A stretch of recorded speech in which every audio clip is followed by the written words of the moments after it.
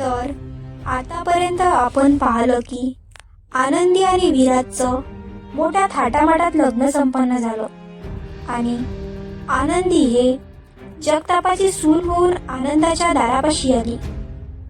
आनंद सदन आनंदमध्ये आज खूप धावपळ चालली होती, कारण आनंदमध्ये आज एक नवीन सदस्याची भर होणार होती. त्या नवीन सदस्याचा गृहप्रवेश करण्यासाठी आनंदमध्ये तयारी चालू होती. तर दुसरीकडे लक्ष्मी सदन, लक्ष्मीबाईचे डोळे रडून लाल झाले होते. पार्थला त्याच्या ताईची खूप आठवण येत होती आणि विश्वनाथराव त्यांना तर असं वाटत होतं जणू त्यांच्या काळजाचा तुकडा कोणीतरी काढून घेतलाय. एकीकडे आनंदामध्ये गडबड गोंधळ चालू होता, तर दुसरीकडे लक्ष्मी सदन शांत होते. आनंदाच्या दारात निधी अडवून बसली होती. नवरा नवरीला आत येऊ देत नव्हती. निधी विराजची चुलत बहीण, दिसायला देखणी, बोलायला गोड होती. दादा, घरात यायचं असेल तर तुझ्या बायकोला आणि तुला उखारा घ्यावा लागेल आणि मला गिफ्ट द्यावं लागेल, तरच मी तुला घरात येऊ देईल. विचार कर आणि सांग काय ते. विराज, ए छोटी, हा काय आगाऊपणा आहे हा? आणि हे काय उखाणा ॲडॉल आता? मी खूप दमलोय, बाजूला हो आधी. आणि काय गिफ्ट वगैरे देणार नाही आहे मी तुला. कशाबद्दल गिफ्ट? निधी, काकी बघ ना ग, हा दादा मला कसा बोलतोय ते बघ, तो ओरडतोय मला. मीराबाई, अरे विराज, असं काय करतोयस? का रडतोयस माझ्या लेकीला तू? मान आहे तू तिचा, घे ना उखाणा, एवढी म्हणती आहे तर ती. बरं सुनबाई, तुम्ही घ्या पहिल्यांदा उखाणा, मग घेईन विराज. आनंदी, बरं घेते मी उखाणा. हंड्यावर हांडे सात, त्यावर ठेवली परात. विराजरावांचं नाव घेते, आता तरी नंदूबाई येऊ का घरात? सगळे हसायला लागतात. निधी तर खूप खुश होते. निधी, आता दादा तुझा नंबर बघ. माझ्या वहिनीने तर किती छान नाव घेतलं उखाण्यात तुझं. विराज, बरं नखरे नको, घेतो, पण मला एकच नाव येतं, तेच घेणार, परत कटकट नको. भाजीत भाजी मेथीची, आनंदी माझ्या प्रीतीची. निधी, बरं so old you are bro. Gift दे मग, येऊ देते हात. विराज, घे, रडू नको उगाच, रडूबाई कुठली. निधी, काकी बघ ना ग कसा बोलतोय. मीराबाई, बरोबर, झाली मस्ती, आता नव्या नवरीला किती वेळ बाहेर उभी करायची अशी. सुनबाई, उजवा पाय मापट्याला लावा आणि ये घरात.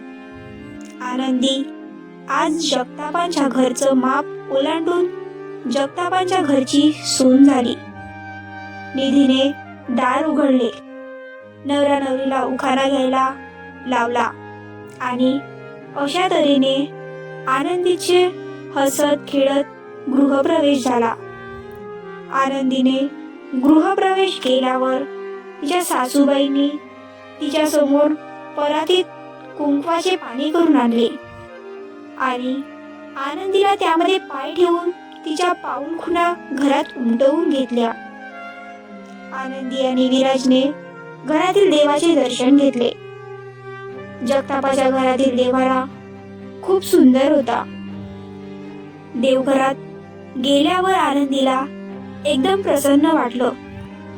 दिवसभराचा थकवा निघून गेला. देवदर्शन झाल्यावर मीराबाईने निधीला सांगितले, आनंदीला घर दाखव. आई तिच्या रूम मध्ये आराम करायला घेऊन जा. निधी, वहिनी, चाल, मी तुला तुझे घर दाखवते. आनंदी, हो, चला दीदी, मी येते. निधी, काय ग वहिनी, असं दीदी वगैरे काय म्हणतेस तू मला? शी बाई, खूपच ओल वाटतं ते. तुम्हाला निधी म्हण, ते छान वाटतं. आनंदी, पण माझ्या आईने मला सगळ्यांना अहो जाहो क बोलायला सांगितले. आणि माझ्यासोबत माझी मावशी आले. तिला जर कळलं ना मी तुला नावाने हाक मारते तर माझं काही खरं नाही. ती आईला सांगेल आणि आई मला ओरडेल आणि सासूबाईंना पण नाही आवडणार मी तुला नावाने बोलवलं ग. निधी, बरं मग असं कर, तू मला सगळ्यांसमोर दीदी म्हण आणि आपण सगळे असू तेव्हा निधी म्हण, चालेल? आनंदी, बरं ठीक आहे. दोघी बडबड करत सगळं घर फिरतात. आता फक्त विराची रूम बघायची राहिलेली असते. दोघी तिकडे जातात. निधी, ही दादाची रूम आहे बरं वहिनी? अरे सॉरी, ही तुझी आणि दादाची रूम आहे बरं का वहिनी? आनंदी गालात हसते आणि बरं म्हणते. निधी, कोणीतरी खूपच गोड लाजतं बरं वहिनी.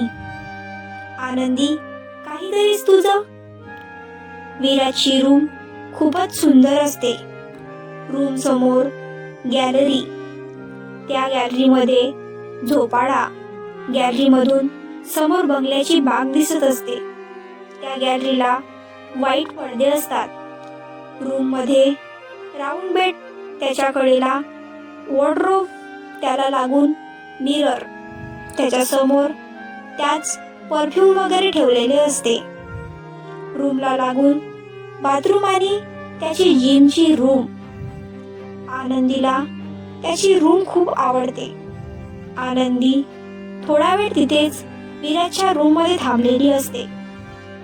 ती गॅलरीत जाते तर तिच्या खांद्यावर कोणीतरी हात ठेवत आणि आनंदी एकदम दचकते. मागे वळून पाहते तर तिथे निधी नसते, तर तिथे कोणीतरी दुसरंच असतं. त्याला बघून आनंदी गोड हसते आणि तिचे गोरे गोरे गाल लाल होतात. तो असतो आपला विराज. अहो तुम्ही? निधी कुठे आहे? पाहिलं का तुम्ही तिला? विराज, ही माझी रूम आहे, मी इथेच असणार ना? निधी बाहेर आहे. आनंदी, बरं जाते मी बाहेर. विराज पटकन आनंदीचा हात पकडतो आणि तिला जवळ खेचतो आणि म्हणतो, थांब ना थोडा वेळ. आनंदी म्हणते, अहो काय करताय तुम्ही? बघेल ना कुणीतरी, सोडा ना माझा हात प्लीज. विराज म्हणतो, बघू दे की, मी नाही कोणाला घाबरत. मी माझ्या बायकोचा हात पकडला आहे, मग मी कुणाला घाबरू? अहो असं काय करताय, सोडा ना हात प्लीज. अहो सासूबाई, तुम्ही इथे? विराज पटकन आनंदीचा हात सोडतो आणि मागे वळून बघतो तर तिथे कोणीच नसतं. आनंदी त्याला वाकुल्या दाखवून बाहेर निघून जाते. विराज गालातल्या गालात हसतो. निधी आनंदीला तिच्या रूम मध्ये घेऊन जाते. लग्नानंतरच्या गडबडीत आनंदीला तिच्या आई बाबांना कॉल करायचा वेळच मिळत नाही. आनंदी आराम करायला रूम मध्ये आल्यावर ती फ्रेश होते आणि तिला तिच्या घरच्यांची खूप आठवण येते आणि आनंदीला रडू यायला लागतं. आनंदी तिच्या घरी कॉल करून तिच्या आईबाबांशी बोलते, तेव्हा तिला खूप बरं वाटतं. आनंदी गेस्ट रूम मध्ये तिच्या मावशी सोबत आराम करायला गेली. तिला तिच्या घरच्यांची खूप आठवण येत होती. त्यामुळे तिने तिच्या घरी कॉल लावला. आनंदी, हॅलो आई, कशी आहेस? मला तुझी खूप आठवण येते ग. आनंदी खूप रडत होती. आनंदीची आई, अगं वेडी आहेस का बेटा? रडती आहेस कशाला आता? नवीन घर, नवीन माणसं जोडली गेली तुझ्यासोबत. त्यांना प्रेम दे, त्यांना लळा लाव. आम्ही तर तुझेच आहोत आणि आठवणीचं म्हणशील तर आम्हाला पण तुझी खूप आठवण येते आहे बाळा. तू रडलीस तर आम्हाला इकडचे चैन नाही पडेल. का सांगू बघू? रडू नको बाळा. बरं मला सांग, कसं वाटलं तुझं नवीन घर? सगळी कशी आहेत? तू कशी आहेस? आनंदी, हो आई, मी छान आहे. इकडे सगळे छान आहेत. निधी तर खूप गोड आहे. ती माझी मैत्रीच झाली.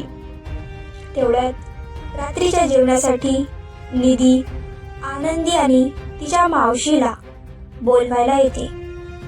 निधी, वहिनी तुम्हाला खाली जेवण करण्यासाठी बोलवत आहेत, चला ना.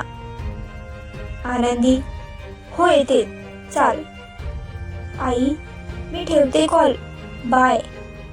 सासूबाई बोलवत आहेत. आनंदीची आई, हो ठेव, बाय आनंदी. आनंदी, तिची मावशी आणि निधी जेवणासाठी खाली गेल्या. विराजची आई, काकी आनंदीची काळजी घेत होत्या. तिला काय हवं नको ते पाहत होत्या. विराज, आबासाहेबांनी विराजचे काका जेवण हॉलमध्ये बसले होते.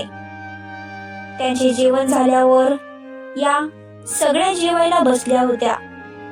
आनंदीच्या घरी सगळे एकत्र जेवायला बसत असत, पण इकडे पहिल्यांदा पुरुषांची पंगत होत असे, मग बायका जेवत असत. आनंदीचे जेवण झाल्यावर ती विराजच्या आई काकीला मदत करत होती. आनंदी सगळ्यांसोबत चांगली मिसळली होती.